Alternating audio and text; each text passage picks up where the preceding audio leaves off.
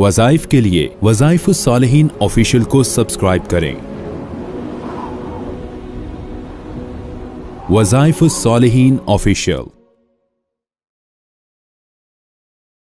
दो बीमारियां जो अक्सर आज इस मुआशरे का हिस्सा हैं, उनसे बचने के लिए अल्लाह ने इसके अंदर नुस्खा कीमिया रखा है और जिक्र भी इसके अंदर उसी का किया है। एक रिश्वत देना और लेना, दूसरा कोई भी काम करने के लिए मुआवजा मांगना। एक बंदे के पास आप जाते हैं, जज है, तनख्वाह ले रहा है, वो उसने फैसला करना उसका राइट बनता है, हलाल तब उसकी तनख्वाह होगी, लेकिन वो आपसे पैसे मांगता है, दफ्तर में चपरासी चाहे कोई है। तो ये दो ऐसी बीमारियां हैं जिनका अजाब इस आयत के अंदर बड़ा सख्त आया है। एक बात, और कसम खाना, और कसम जानबूझ के झूठी खाना कि मैं धोखा दे लूं किसी को, या झूठी गवाही देना। लोग अक्सर ये मामूली चीज समझते हैं। एक है कसम इंसान खा ले, और कसम खा के टूट जाए वो अलग चीज है। एक है कि पता है मैं झूठी कसम खाऊंगा, बाद में कोई बात नहीं हो जाएगा, तौबा कर लूंगा, या गवाही गलत दे दे, किताब अंदर रख के कहे जी कुरान पे हाथ रख रहा हूं, इस तरह की कहानियां करे। ये दो वबाएं ऐसी हैं जिनका इलाज भी अल्लाह ने इसके अंदर रखा है और जवाल भी इसके अंदर बताया है। और इस याद रखें, जिस आदमी के अंदर ये ऐब हो उनको अपनी इस्लाह के लिए ये अमल करना चाहिए। और अगर किसी के अंदर है, आपका काम फंस गया है, आपको रिश्वत दिए बगैर काम नहीं हो रहा, या आपको कोई झूठी कसम या झूठी गवाही के जरिए फंसाना चाहता है, तो आप ये अमल करें इस आयत का, अल्लाह आपको उससे छुटकारा भी देगा और उसे गिरफ्त में भी लाएगा। अब आप आयत को देखिए, ये कुरान पाक की, क्योंकि मेरा जो आपको बताया कि कुरान की तफसीर को वज़ाइफ की शक्ल में करना ताकि लोगों को समझ भी आ जाए। अब एक आयत है ये, और ये सबसे मुश्किल काम होता है कि स्क्रीन के सामने आप कोई चीज रिकॉर्ड करके तफसीर को बयान करें, क्योंकि अल्फाज उसमें एक लफ्ज भी, क्योंकि लाखों लोग देख लेते हैं, चंद लोगों से हटकर भी। अब ये जो असल चीज है, इसमें अल्लाह रब्बुल इज्जत ने जो बयान किया, पहले का वला तत्तखिज़ू अयमानकुम, मत बनाओ कस्मों को, पकड़ो मत पकड़ो कस्मों को, दखलम बैनकुम, एक दूसरे के अंदर जो है दरार डालने के लिए, यानी कस्में दरार डालने के लिए, दाखिल होने के लिए मत बनाओ कि तुम्हारी वजह से दरार पड़ जाए। अब ये दरार का लफ्ज क्यों बोला, दखलम बैनकुम क्यों कहा, यानी कसम झूठी ना खाओ, तुम कस्मों को खेल तमाशा ना बनाओ, गवाही को खेल तमाशा ना बनाओ। कि जब आपसे कोई पूछता है कि भाई आप बताएं कि क्या ये बंदा ऐसा है, आप झूठ कह रहे हैं, आपको पता है कि मैं झूठ बोल रहा हूं, ये बात ना करो। आप कहीं अदालत में गवाही दे रहे हैं, कहीं जरगे में गवाही दे रहे हैं, या आपको कहीं कसम खानी पड़ रही है, तो आप कसम मत ऐसे खाएं। ऐसे कसम खाकर जो है अपनी बात को जो है उसको दूसरों पर सच साबित करने के लिए झूठ ना बोलें। आप झूठ बोलेंगे, आपका क्या होगा कि आपको सजा ये मिलेगी। एक तो ये आगे आयत में बताया। दूसरी बात ये है कि दखलम बैनकुम का मानी ये बनता है कि आप झूठी कसम खाएंगे, झूठी कसम, तो आपको देखकर जो गैर मुस्लिम है वो उसका एतबार भी इस्लाम से हट जाएगा। ये सहाबा को उस जमाने में कहा अल्लाह ने कि आपने वादा खिलाफी नहीं करनी, आपको देखकर गैर मुस्लिम भी पीछे हट जाएगा। इस्लाम में तो ऐसा होता है, ये लोग तो हैं ही नहीं कौल के पक्के। ये तो उस जमाने की बात है, जो सहाबा थे ही पाक लोग, जिनको अल्लाह ने रजी अल्लाह का सर्टिफिकेट दिया था। और आज गैर मुस्लिम हमारी वजह से इस्लाम में दाखिल नहीं हो रहा। आज गैर मुस्लिम कहता है ये कैसे मुसलमान है, मेरे साथ रहते हैं, नमाज ये नहीं पढ़ते, कुरान ये नहीं पढ़ते, इनको दीन का नहीं पता, और ये झूठ बोलते हैं, वादा खिलाफी करते हैं, बल्कि वो कुछ कम करते हैं, हम ज्यादा करते हैं, वो खयानत कम करते हैं, हमारे मुसलमान ज्यादा कर रहे नजर आ रहे हैं। तो अब ये अल्लाह ने फरमाया कि दखलम बैनकुम, तुम्हारी वजह से वो भी हट जाएगा, तुम उसको मुतनफर करने का बायस। अब तुम झूठ बोलोगे, वादा खिलाफी करोगे, तो काफिर कहेगा कि देखो इसने जंग में हमारे साथ वादा खिलाफी की है, तो गोया कि ये मुसलमान होकर अल्लाह का नाम लेकर झूठ बोल रहा है, वादा खिलाफी कर रहा है, कसम तोड़ रहा है, तो इसका मतलब है कि हमें भी तोड़ लेना चाहिए। फिर जो लोग सही है ना, जो सही है, या आगे लफ्ज अल्लाह ने बोला, वो लफ्ज अल्लाह ने क्या कहा, फतजिल्ला, वो मुतजलजल हो जाएंगे, हट जाएंगे, डगमगा आ जाएंगे। कौन?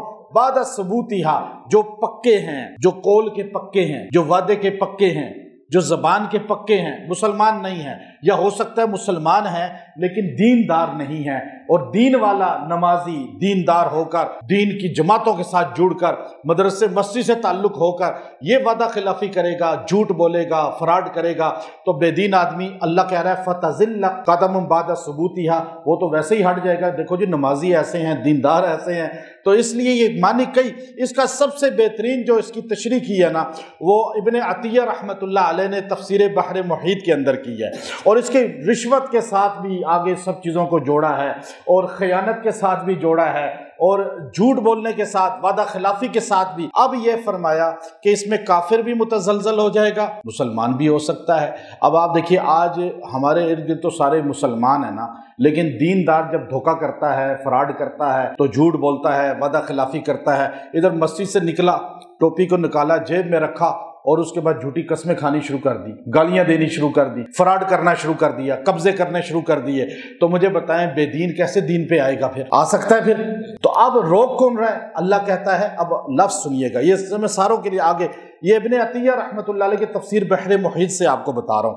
فرمایا وَتَذُوقُ السُّوءَ، یہ تمہیں اللہ مزہ چکھائے گا۔ یہ تو تم جھوٹ بولتے ہو، رشوت لیتے ہو، وعدہ خلافی کرتے ہو، قسمیں توڑتے ہو، یہ کام کر کے تم لوگوں سے پیسہ بٹورتے ہو۔ وَتَذُوقُ السُّوءَ، اللہ تمہیں مزہ چکھائے گا بِمَا صَدَدتُم، اب تم نے تو قسم توڑی، تم نے تو وعدہ خلافی کی، تم نے غلط گواہی دی، اس کا تعلق اللہ کے رستے سے روکنے سے کہاں ہو گیا؟ کہ کوئی آپ نے کسی کو نماز سے روکا، آپ نے کسی کو حج سے روکا، آپ نے کسی کو مسجد سے روکا؟ نہیں، اللہ نے جو لفظ استعمال کیا، اللہ نے کہا تمہیں اس لیے سزا ہوگی بما صددتم عن سبیل اللہ، کہ تم لوگوں کو اللہ کی راہ میں نکلنے سے مانے ہو گئے، رکاوٹ بن گئے، تمہاری وجہ سے دیندار بننا بھی لوگوں نے چھوڑ دیا، اسلام میں آنا بھی چھوڑ دیا، قرآن پڑھنا بھی چھوڑ دیا، مسجد آنا بھی چھوڑ دیا۔ ایسا ہے یا نہیں؟ آپ اپنے ارد گرد دیکھیں، جتنا حلیہ دیندار ہوگا اکثر لوگ فراڈ اتنا ہی بڑا کرنے والے ہوں۔ نمازی بن کے فراڈ کرتے، حاجی بن کے فراڈ کرتے ہیں، محراب یہاں پر آئے گا اتنا بڑا فراڈ کر رہا ہوگا۔ ایسے حال ہے یہاں پر۔ اور پھر ہندو کیسے؟ مجھے ایک ہندو خود کہنے لگا، بڑا پنڈت تھا، مجھے کہنے لگا آپ کے مسلمان دیکھو کیا کرتے ہیں، وہ بھی تو قبروں کو سجدہ کرتے ہیں، ہم میں ان میں فرق کیا؟ وہ ہمارے قبر کو دیکھ رہا ہے کہ بت کے آگے سجدہ کر رہے ہیں تو قبروں پہ کیا ہے؟ بڑا پنڈت تھا، مجھے کہنے لگا۔ تو بات یہ ہے، اللہ نے فرمایا تو جھوٹی قسم کھا رہا ہے، تو خیانت کر رہا ہے، تو قول غلط کر رہا ہے، لیکن تجھے سزا اس لیے ملے گی کہ تو لوگوں کا دروازہ بند کر رہا ہے دین پہ آنے پر۔ اللہ کی راہ، ان سبیل اللہ کا لفظ بولا۔ وَلَكُمْ عَذَابٌ عَظِيمٌ، تمہیں دردناک عذاب ہوگا۔ اللہ کہتے ہیں تمہیں دردناک عذاب ہوگا۔ اب اللہ کے جملے، اچھا آپ کہتے ہیں مجھے بڑی تکلیف ہے، ایک بچہ کہتا ہے مجھے بڑی تکلیف ہے، ایک بڑی عمر کا بندہ کہتا ہے مجھے بڑا درد ہے، تو درد کا لیول مختلف ہے نا۔ اور اب آپ دیکھیے جس کو اللہ کہہ رہا ہے وَلَكُمْ عَذَابٌ عَظِيمٌ، وہ بڑا دردناک عذاب ہوگا، تو وہ عذاب کیسا ہوگا؟ اللہ جس کو کہہ رہا ہے کس کو ہوگا؟ جھوٹی قسم کھانے والا، جھوٹے وعدے کرنے والا، وعدے کر کے توڑ دینے والا، یہ سارے گناہ کرنے والا جو ہے، اور لوگوں کو دین سے متنفر کرنے والا اپنے قول فعل سے۔ یہ آگے اللہ نے کہا دیکھو میں سمجھا رہا ہوں، عذاب کا کہہ کے اللہ سمجھا رہا ہے، اللہ کا انداز ہے ایسا۔ اللہ کہتا ہے وَلَا تَشْتَرُوا بِعَهْدِ اللَّهِ، دیکھو ثمنًا قلیلا، اللہ کے وعدوں کو تھوڑی قیمت پہ نہ بیچو۔ امام قرطبی فرماتے ہیں ثمنًا قلیلا جو ہے، اگر پوری کائنات سونے سے بھر جائے اللہ پھر بھی ثمنًا قلیلا ہی کہے گا، کیونکہ اللہ کا نزدیک تو وہ تھوڑا ہی ہے نا، ہمارے نزدیک زیادہ ہوتا ہے۔ تو اللہ کہتے ہیں ثمنًا قلیلا، اس پوری کائنات بھی تمہیں مل جائے سونے کی پھر بھی نہ بیچو، قسم نہ توڑو، بات نہ چھوڑو، بات پہ ڈٹ جاؤ، وعدے نہ توڑو۔ اور پھر بات جو ہے انما عند اللہ، بے شک جو اللہ کے پاس ہے، هو خیر لکم، وہ تمہارے لیے بہتر ہے، ان کنتم تعلمون، اگر تمہیں پتہ ہے تو، اندر تمہیں علم ہے، اللہ کے پاس جو ہے وہ تمہارے لیے بہتر ہے۔ اور جو تم یہاں دیکھ رہے ہو جھوٹی قسمیں کھا رہے ہو پیسے لے کر، وعدہ خلافیاں کر رہے ہو پیسے لے کر، گواہیاں دے رہے ہو جھوٹی پیسے لے کر، تو پھر تم سوچ لو یہ پیسہ ہر چیز تھوڑا ہے، اللہ کے پاس جو ہے وہ بڑا ہے، یا عذاب یا اللہ جو نعمت تمہیں دے گا۔ یہ تو یہاں اس کا ظاہری ترجمہ ہو گیا۔ اب جو ابن عطیہ رحمۃ اللہ علیہ تفسیر بحر محیط میں کہتے ہیں، یہ جو لفظ ہے نا فَتَزِلَّ قَدَمٌ بَعْدَ ثُبُوتِهَا، یہ اس بندے کے لیے ہے جس کی جو نوکری ہے جو تنخواہ لے رہا ہے، اور پھر یہ اس کام کو کرنے کے لیے بھی پیسے مانگے تو یہ رشوت کہلاتی ہے۔ جیسے مثال طور پہ ایک بندہ دفتر میں ہے کہ وہ لوگوں کے کام کے لیے بیٹھا ہوا ہے، کلرک ہے، نادرا کے دفتر میں مثال دے رہا ہوں آپ کہ وہاں ایک بندہ بیٹھا ہوا ہے جس نے آپ کا شناختی کارڈ بنانا ہے، لیکن اس کی ڈیوٹی ہے، اسے تنخواہ مل رہی ہے۔ پاسپورٹ بنانے والے کے پاس آپ جاتے ہیں، شناختی کارڈ بنانے والے کے پاس جاتے ہیں، وہ کہتا ہے جی میں آپ سے اتنے پیسے لوں گا تو آپ کا بنوا دوں گا جلدی، ورنہ آپ کے لیے بڑا مسئلہ ہوگا، یا لائنوں میں کھڑا ہونا ہوگا۔ بھائی تمہاری تو ڈیوٹی ہے، تم لوگوں کو جلدی جلدی جو ہے کلیئر کرو۔ اب تم جو ان سے پیسے لے رہے ہو یہ رشوت کہلاتی ہے، اس کو رشوت کہا گیا۔ جس کا جو کام ہے، پولیس مین تھانے میں بیٹھا ہوا ہے، خدمت کے لیے بیٹھا ہوا ہے، تنخواہ لے رہا ہے، کوئی احسان نہیں کر رہا۔ جج بیٹھا ہوا ہے، کوئی احسان نہیں کر رہا۔ دفتر میں کوئی ڈی سی، اے سی، کوئی بھی بندہ بیٹھا ہوا ہے کسی بھی شعبے میں، وہ تنخواہ لے رہا ہے، یا ڈیوٹی چھوڑ دے یا ڈیوٹی نہ کرے، کہو جی میں ریزائن دیتا ہوں، میں کام نہیں کر سکتا، پھر دیکھیں اس کو کتنے پیسے ملتے ہیں، پھر کوئی پیسے نہیں دے گا۔ اب اگر اس کو اس کام کے لیے پیسے مانگ رہا ہے تو پھر وہ رشوت ہے، اور اس کو یہاں قرآن نے کہا فَتَزِلَّ قَدَمُ بَعْدَ ثُبُوتِهَا، اور اس کی اس آیت کو پڑھ کر ابن عطیہ رحمۃ اللہ علیہ فرماتے تھے رشوت لینے والا جو ہے اور جھوٹی قسم کھانے والا، جو جان بوجھ کر قسم جھوٹی کھاتا ہے، یعنی اسے پتا ہے میں جھوٹ بول رہا ہوں، گواہی جھوٹی دے رہا ہوں، اور وہ قسم کھا لیتا ہے، گواہی دے دیتا ہے، اس بندے کا خاتمہ ایمان پر نہیں ہوتا۔ یہ جملہ آپ نے تفسیر بحر محیط کے اندر لکھا، اور ساتھ لکھا یہ آیت بتاتی ہے، یہ لفظ بتاتا ہے کہ وہ مومن نہیں مرے گا، اسلام پہ نہیں مرے گا۔ تو اس لیے اگر کوئی بندہ آپ کو تنگ کرتا ہو، رشوت آپ سے مانگتا ہو، جھوٹی آپ کے لیے قسمیں کھاتا ہو، پلاننگ کرتا ہو، یا آپ کسی کے پاس جا رہے ہیں اور وہاں یہ معاملہ پیش آ رہا ہے، تو آپ یہ آیت کا حصہ، یہ آیت نمبر جو ہے 34 ہے سورہ نحل، اس کا اتنا حصہ فَتَزِلَّ قَدَمٌ بَعْدَ ثُبُوتِهَا، فَتَزِلَّ قَدَمٌ بَعْدَ ثُبُوتِهَا، آپ اس کو 70 بار پڑھ کے دعا کر کے جائیں اور پڑھتے جائیں، انشاءاللہ اللہ تعالیٰ اس کے دماغ کو، دل کو آپ کے لیے نرم کر دے گا۔